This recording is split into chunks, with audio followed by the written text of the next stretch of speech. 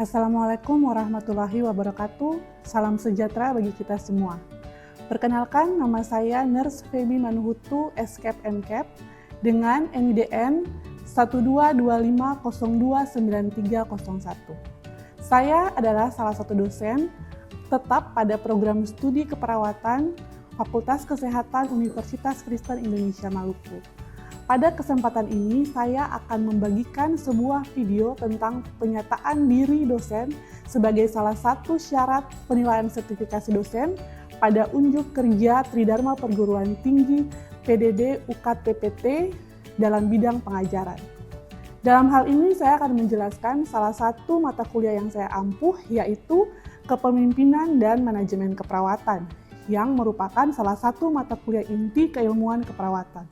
Mata kuliah Kepemimpinan dan Manajemen Keperawatan ini ditunjukkan pada mahasiswa semester ganjil, yaitu pada semester 7, dengan kode mata kuliah KEP 304143 berbobot 4 SKS, di mana terdapat 3 SKS teori dan 1 SKS praktik, yang diampu oleh 3 orang dosen.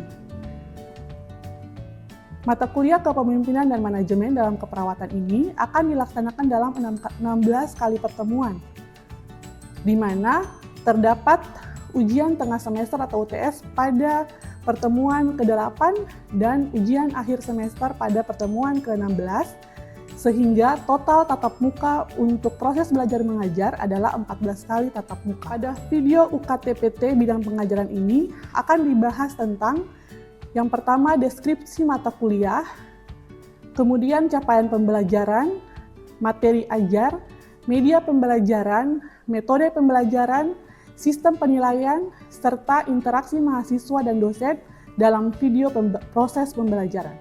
Yang pertama, deskripsi mata kuliah. Fokus mata kuliah Kepemimpinan dan Manajemen Keperawatan adalah mempelajari cara mengelola sekelompok perawat dengan menggunakan peran dan fungsi manajemen untuk dapat memberikan asuhan keperawatan kepada klien pada tatanan pelayanan keperawatan di tingkat ruang rawat di rumah sakit, serta mengembangkan kemampuan bekerja sama dalam mencapai tujuan organisasi dan menerapkan konsep kepemimpinan, peran, dan fungsi manajer untuk di suatu unit perawatan. Proses pembelajaran dilakukan melalui metode pembelajaran aktif berupa diskusi, yang berbasis pertanyaan dan masalah, berbasis presentasi, role play, dan belajar berdasarkan hasil studi. Sedangkan capaian pembelajaran lulusan atau CPL dari program studi pada mata kuliah ini telah ditetapkan, yaitu pada CPL Prodi 1, 2, 5, 6, dan 9. Di mana CPL 1 adalah bertakwa kepada Tuhan Yang Maha Esa, menunjukkan sikap profesional, prinsip etik, perspektif hukum dan budaya dalam keperawatan. CPL Prodi 2 adalah mampu menguasai keterampilan umum pada bidang keilmuan.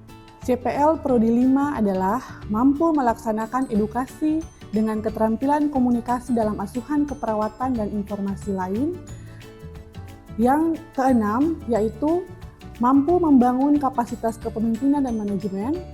Serta CPL 9 adalah mampu meningkatkan keahlian profesional di bidang keperawatan melalui pembelajaran seumur hidup, di mana dapat dicapai dalam capaian pembelajaran mata kuliah manajemen keperawatan ini, yaitu yang pertama, membedakan berbagai teori, tipe kepemimpinan, peran dan fungsi manajemen, dan pengelolaannya dalam manajemen asuhan keperawatan. Yang kedua, menyusun perencanaan manajemen keperawatan suatu unit ruang rawat inap sesuai dengan tahapan penyusunan perencanaan dan standar akreditasi pelayanan. Dengan capaian pembelajaran mata kuliah atau CPMK, yaitu 1. Membedakan berbagai teori, tipe kepemimpinan, peran dan fungsi manajemen keperawatan dalam pengelolaan atau manajemen asuhan keperawatan. 2. Menyusun perencanaan manajemen keperawatan suatu unit ruang rawat sesuai dengan tahapan penyusunan perencanaan dan standar akreditasi pelayanan. Ketiga, menetapkan kegiatan pengorganisasian pelayanan keperawatan maupun asuhan sesuai dengan prinsip. Keempat, merencanakan ketenagaan keperawatan sederhana yang sesuai dengan kebutuhan ruang rawat. Kelima, mensimulasikan kegiatan manajer ruang rawat pada fungsi pengarahan. Yang keenam, menyusun upaya pengendalian mutu asuhan dalam pelayanan keperawatan. 7. Merencanakan penyelesaian konflik dalam pelaksanaan asuhan, pelaksanaan keperawatan ruang rawat. Kedelapan, memainkan peran dalam proses conference dan timbang terima sesuai konsep manajemen. Serta yang kesembilan adalah memahami konsep dan menerapkan teori perubahan pelayanan keperawatan.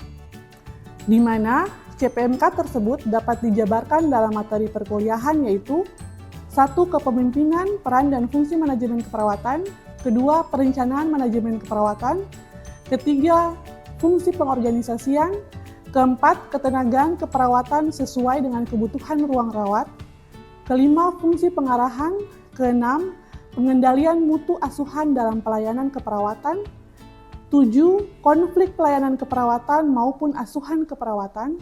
8. Konferensi dan timbang terima atau handover sesuai konsep manajemen. Dan ke-9, memahami konsep dan menerapkan teori perubahan dalam pelayanan keperawatan. Media yang digunakan dalam menunjang proses pembelajaran adalah laptop, LCD proyektor, papan tulis beserta spidol dan penghapus, serta peralatan laboratorium keperawatan. Metode pembelajaran yang digunakan adalah yang pertama ceramah, ada diskusi interaktif dan kolaboratif, case study, dan praktik laboratorium. Sistem penilaian dalam mata kuliah kepemimpinan dan manajemen keperawatan terdiri dari unsur sikap, keterampilan, dan pengetahuan. Sikap memiliki komponen kepribadian dengan bobot 15%, yang dinilai adalah penilaian kepribadian yang menekankan pada aspek percaya diri, disiplin, dan bertanggung jawab. Kemudian unsur keterampilan memiliki komponen praktik atau demonstrasi dengan nilai bobot 20% yang terdiri dari pelaksanaan praktik atau demonstrasi di laboratorium. Kemudian untuk unsur yang ketiga adalah pengetahuan, di mana komponennya adalah tugas dan kuis, ujian tengah semester, dan ujian akhir semester. Tugas dan kuis memiliki bobot 10% yang terdiri dari kuis saat proses pembelajaran, tugas meringkas, studi kasus, dan studi literatur. Ujian tengah semester berbobot 25%, di mana terdiri dari materi sebelum UTS, dan ujian akhir semester berbobot 30%, yang terdiri dari semua materi kecuali ujian tengah semester. Berikut adalah video proses pembelajaran pada mata kuliah Kepemimpinan dan Manajemen Keperawatan pada pertemuan ke-13 terkait sub CPMK, yaitu mahasiswa mampu memainkan peran dalam conference dan timbang terima sesuai konsep manajemen, khususnya pada prasat timbang terima atau handover di ruang rawat.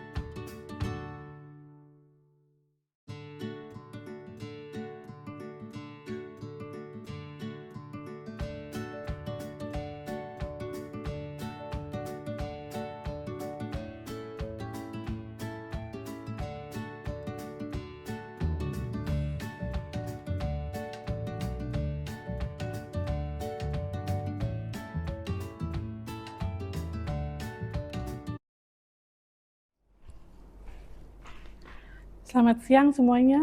Selamat siang, Ibu. Bagaimana keadaannya hari ini? Sehat? Sehat, Ibu. Oke, sekarang kita akan melakukan praktikum untuk pertemuan kita sebelumnya. Minggu lalu kita ada pada pertemuan ke-12, sekarang kita masuk ke pertemuan ke-13 membahas terkait handover keperawatan. Di mana kita harus mendemonstrasikan handover atau peran di ruang rawat inap. Kalian masih ingat kan materi kita minggu lalu terkait handover atau peran?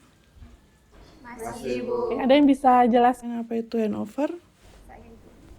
Baik Ibu, izin menjelaskan yang dimaksud adalah kegiatan untuk menyelesaikan masalah pasien, di mana kegiatan ini dilakukan antar perawat dengan melibatkan pasien. Biasanya dilakukan pada pergantian shift, yakni pada shift pagi dengan shift siang ataupun sebaliknya dari shift siang ke shift malam.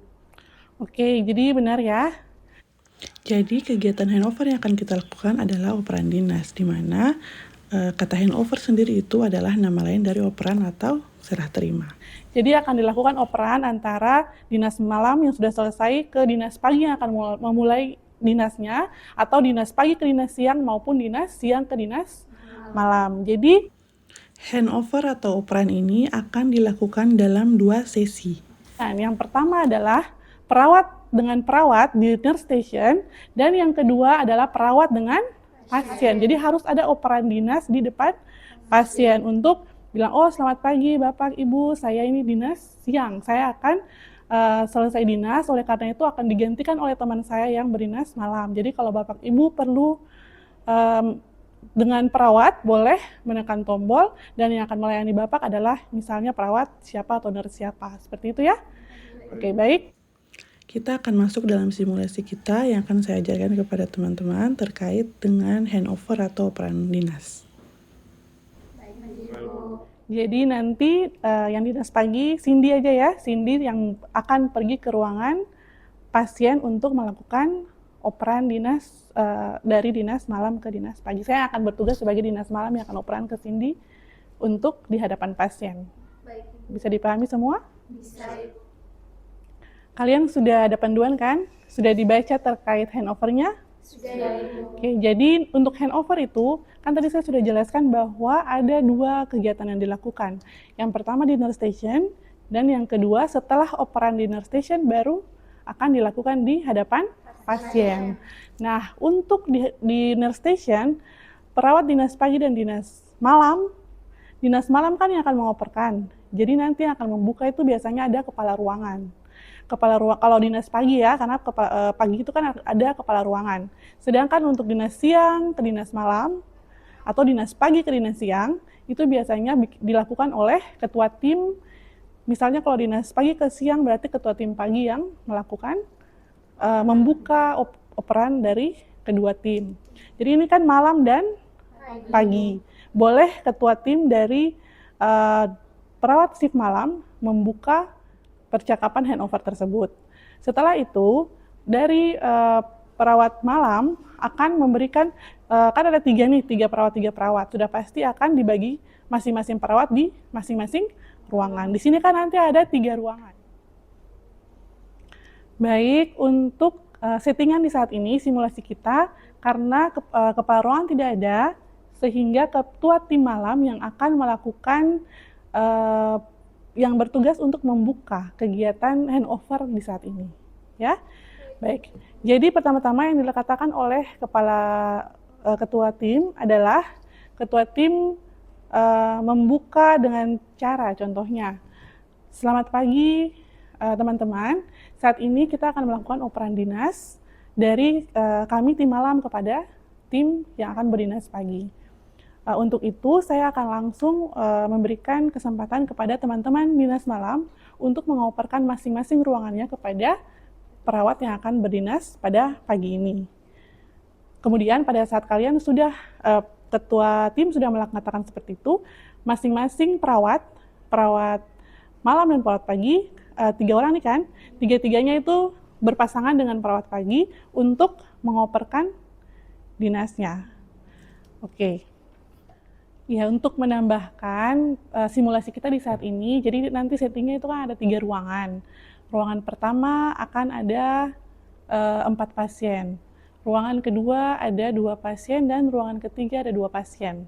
Ya, tapi yang nanti kita simulasikan hanya ada pada ruangan ketiga saja yang berisi 2 pasien.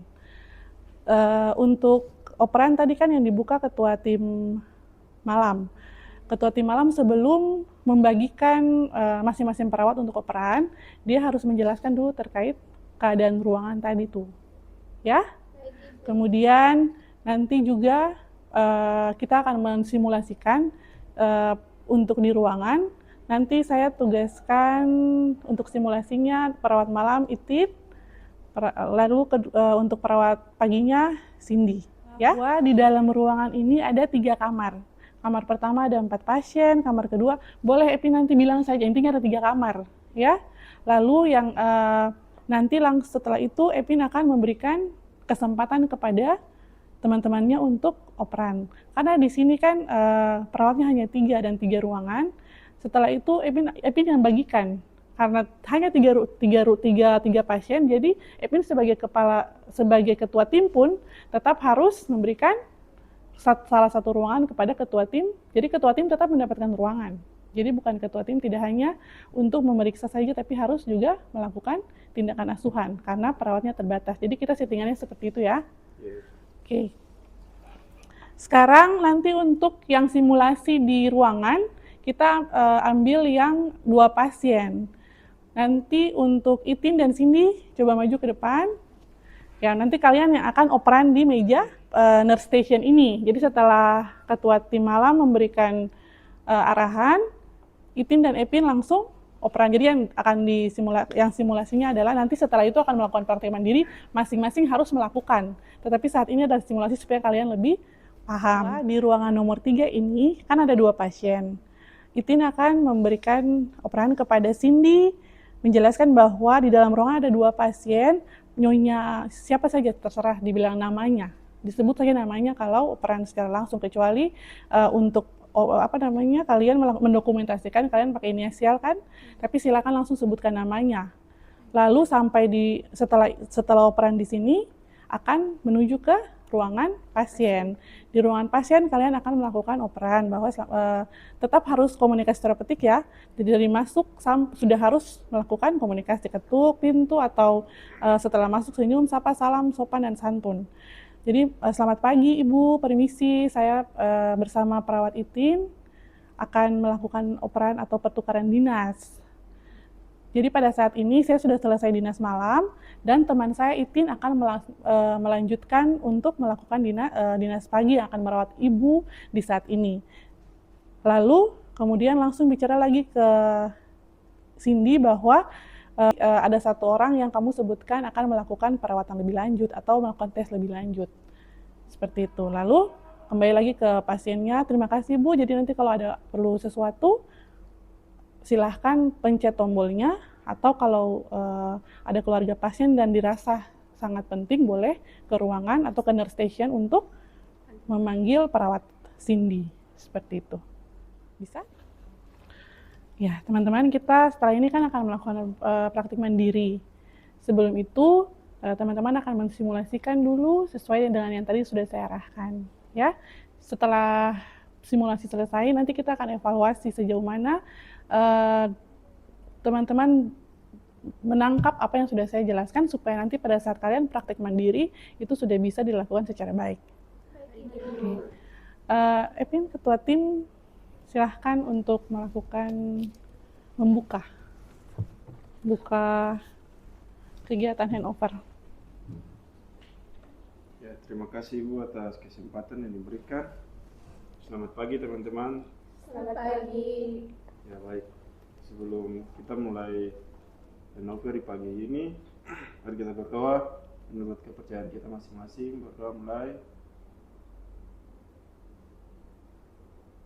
Berdoa selesai. Ya, jadi di pagi ini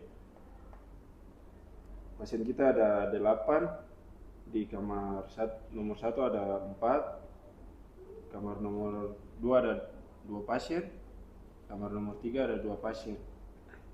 Terus yang di kamar nomor 2 itu ada Tuan M, sebentar nanti akan melakukan foto toraks. Dan kamar nomor 3 ada Nyonya C, akan melakukan tes tubex. Ya, selanjutnya saya akan menyerahkan kepada teman-teman untuk melakukan oper dengan teman-teman yang lain. Terima kasih. Terima kasih.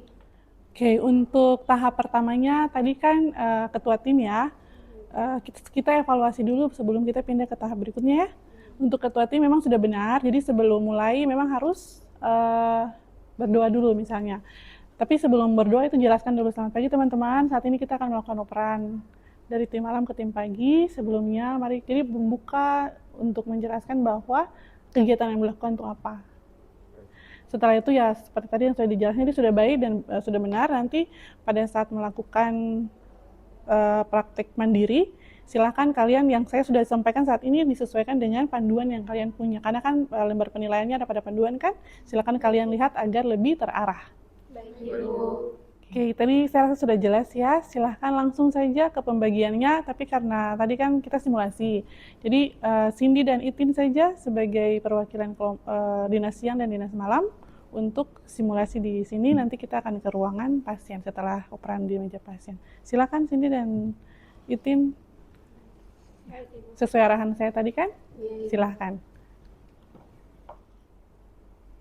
Baik, selamat pagi Nurse Cindy. Selamat pagi, Nurse. Ya, sesuai dengan yang disampaikan oleh kepala ruangan tadi, di sini ada 8 pasien dan kita kebagian di ruang 3. Nah, di ruang 3 ini ada 2 pasien. Pasien pertama itu Nyonya Elsa. Untuk terapinya nanti lanjut saja.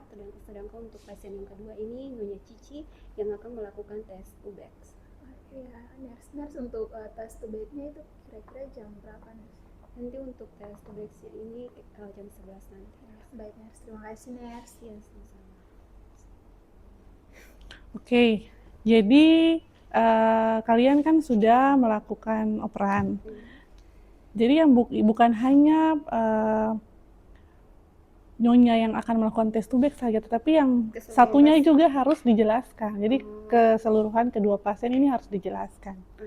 Ya, bahwa misalnya di bed 1 atau tadi sudah pakai nomor. Di bed A kan ada 2, bed A dan bed B. Di bed B itu Nyonya siapa? Dia kondisinya seperti apa, lalu perawatannya normal saja. Lalu yang pasien bed B itu nanti yang kamu jelaskan tadi tuh, jam 11 juga kondisinya seperti apa, kemudian nanti dia akan melakukan tes apa gitu. Ya? Oke, baik, tadi kita sudah melakukan handover atau operan di nurse station. Sekarang kita akan langsung operan di bed 3 karena tadi perawat Cindy dan perawat Itin kan bed 3 di kamar nomor 3. Jadi nanti kita akan langsung ke kamar nomor 3. Ayo silakan kita ke sana. Baik.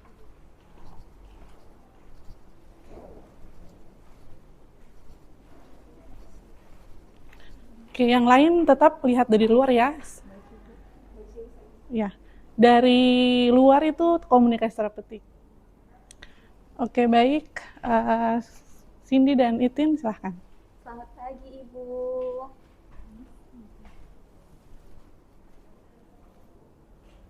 Baik, Ibu. Sebelumnya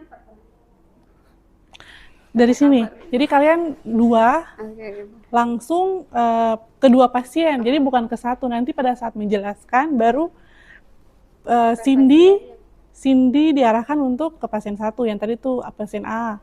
Kemudian pasien B kondisinya seperti apa? Ulang, silakan ulang.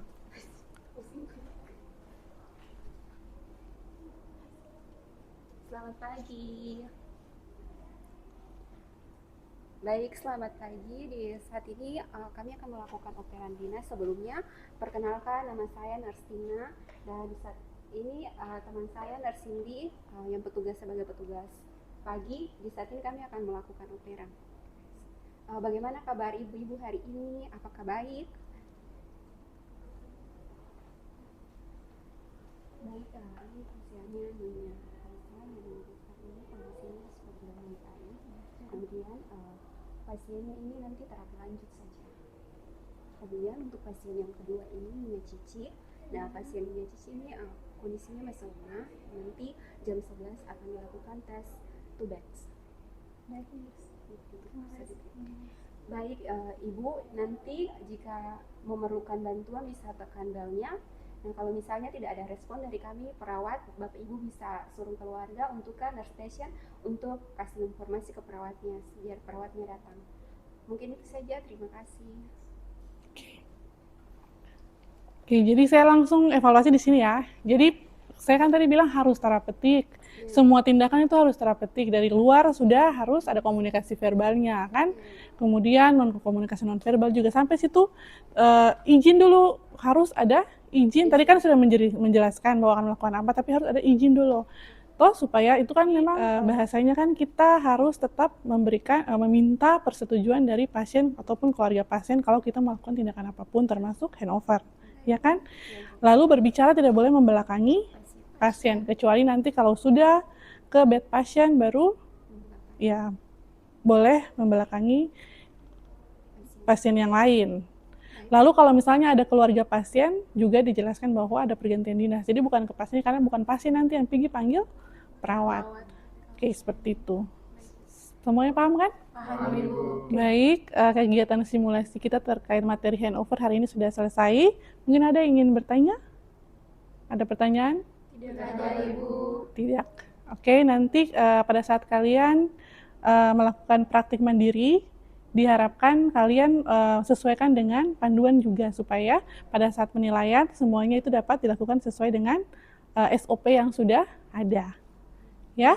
Lalu misalnya kalian ada pertanyaan saat membaca atau kalian saat latihan kalian ada yang ingin ditanyakan, kalian boleh tanyakan kepada saya. Karena sebentar nanti pada saat praktik tetap saya yang akan menilai sebagai instruktur di lab ini ya. Sekian video contoh salah satu proses pembelajaran untuk mata kuliah kepemimpinan dan manajemen keperawatan sebagai salah satu mata kuliah yang saya ambil. Semoga video ini bisa menjadi pertimbangan yang baik dalam proses